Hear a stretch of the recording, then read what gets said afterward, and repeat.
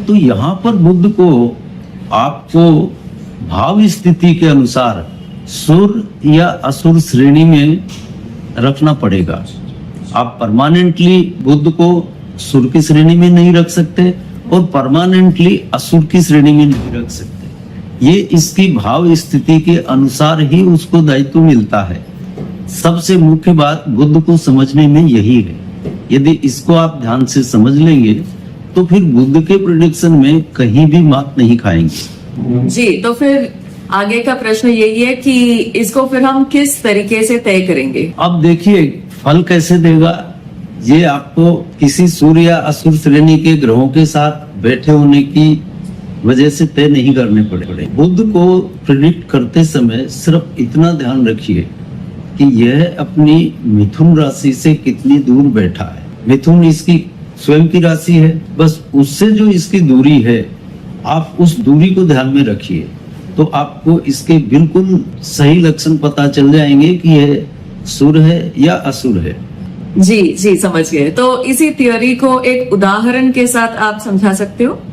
अब उदाहरण के लिए आप मान लीजिए कि मिथुन राशि से यह बुध पंचम भाव की दूरी पर बैठा है, तो आप मान के चलिए कि यह आपको सूर्य की तरफ ले जाएगा। यहाँ यह पंचम भाव के फल देगा मोटे तौर पर। अब यहाँ पंचम भाव के जो भी फल हैं, जैसे लोभ लालच नहीं होता, आत्मा का अच्छा होता है, यह वैसे कुछ फल देता है। यदि यह अपनी स्वयं की राशि मिथुन से पंचम भाव की दूरी पर बैठा हो तो, और इसी तरह मान लीजिए यह अपनी मिथुन राशि से 11वें भाव पर यानी मेष राशि में बैठा हो तो क्या करेगा?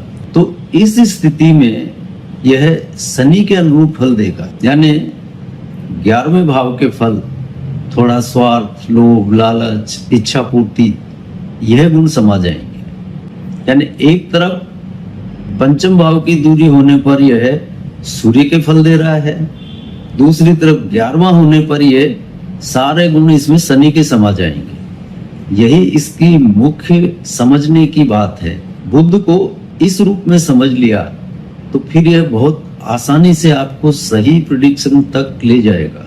जी जी, तो ये किस राशि में बैठकर किस अनुरूप में वो फल देगा, मतलब इसको आप थोड़ा सा डिटेल में बता सकते हो? मतलब आप ये चाहते हो कि मैं एक एक भाव के बारे में बताऊं? जी जी। अब मोटे तौर पे मैंने आपको बता दिया कि यह अपनी मिथुन राशि से जितनी दूरी पर बैठा है उस दूरी के अनुसार देगा। फिर भी आप चाहते हैं कि मैं अलग अलग भाव के बारे में बताऊं तो वो भी बता देता हूं। अब मान लीजिए बुध अपनी स्वयं की मिथुन राशि में ही बैठा है तो यह मंगल के अनुरूप फल देगा। आप यह मान लीजिए, क्यों कि इसकी दूरी वहां पर एक भाव की ही है, मंगल के अनुरूप फल देगा। इसे आप पक्का समझिए। जी, ओके। अब मान लीजिए बुध कर्क राशि में बैठा है, यानी अपने भाव से अपनी राशि से दूसरा, तो यह शुक्र के अनुरूप फल देगा। यहाँ ध्यान रखने वाली बात यही है कि यह शुक्र के अनुरूप फल देगा। अब मान लीजिए यह सिंह राशि में बैठा है तो यह हो गया अपने भाव से तीसरा, तो यह बुध के अनुरूप फल देगा। अब यहाँ पर मजे की बात यह है कि बुध की अपनी कोई मर्जी नहीं है तो खुद के अनुसार तो दे नहीं सकता, तो यह अपने भाव से तीसरा होगा। यानी कालपुरुष की कुंडली में तीसरे भाव का मालिक बुध है तो यह फिर लगन के अनुरूप ही फल देगा। यहाँ ध्यान इसमें रखना यही है। अब यहाँ लगन के अनुरूप फल देगा मतलब मंगल के अनुसार फल देगा। समझ गए? जी जी, समझ गए। अब मान लीजिए यह कन्या राशि में बैठा है, यानी अपनी मिथुन राशि से चतुर्थ, तो यह चतुर्थ यानी ये चंद्रमा के अनुरूप फल देगा। सिंपल सी बात है। सभी भावों में आप देखते जाओ ये एग्जैक्टली वही ग्रह बन जाता है। जहां इसको साथ पाप ग्रह का मिला वहां ये भाव स्थिति के अनुसार होता है। ऐसा नहीं है कि किसी के साथ हो गया या अकेला है, वो थ्योरी गलत है। एक्चुअल थ्योरी ये है। और यही बुध मान लीजिए तुला राशि में बैठा है तो ये अपनी मिथुन राशि से फिफ्थ होगा, तो ये अगेन सूर्य के जैसा फल देगा जो हमने ऊपर बात की अभी।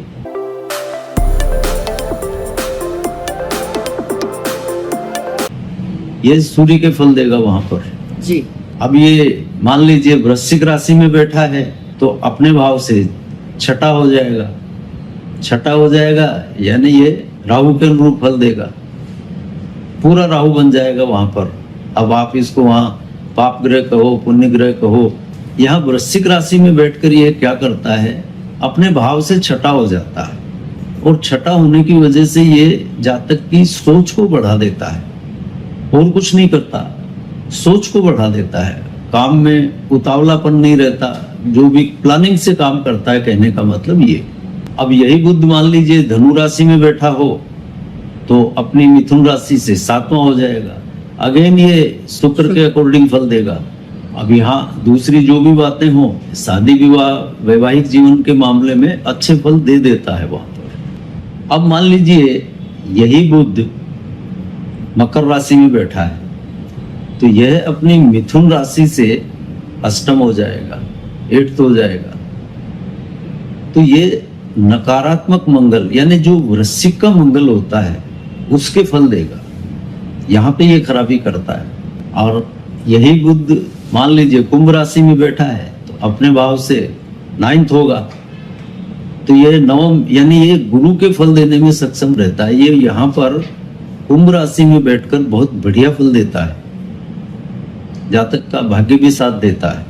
अब यही बुध मान लीजिए मीन राशि में बैठा हो तो अपनी राशि से मिथुन से 10वां हो जाएगा, अगेन ये शनि के अनुसार फल दे, यानी मिथुन से दूरी 10वें भाव की है तो वहां पर ये शनि के ही फल देगा। और इसी तरह ये मेष राशि में बैठा है तो अपने भाव से एकादश होगा, तो यहाँ भी ये शनि के अनुरूप ही फल देगा।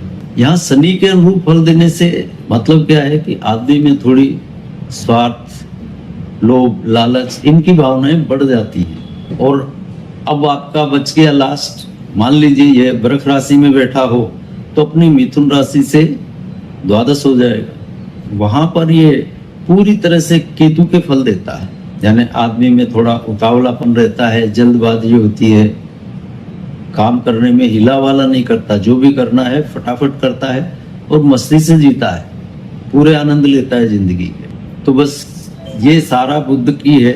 आप बुध को जो मैंने फल आपको बताए, जो टेक्निकली कैसे फल देता है, उसके अलावा आप आज जो मैंने बात क्लियर की, हालांकि ये बात मैंने वहां पर भी बोली थी, लेकिन आप इसको एक बार समझ लीजिए, इस पैटर्न पे इसको आप देखेंगे तो बिल्कुल करेक्ट रिजल्ट पे पहुंच जाएंगे, फिर ज्यादा कुछ करना नहीं पड़ेगा। ठीक है, आया समझ में ये? जी फॉर श्योर। अभी जहां तक बुध का प्रश्न है, आई थिंक सारे स्टूडेंट्स को एकदम क्लियर आइडिया है, और इसी तरीके से अगर आप सबको समझ में आ गया हो तो please do like the video, वैसे ही शेयर करें, सब्सक्राइब करें।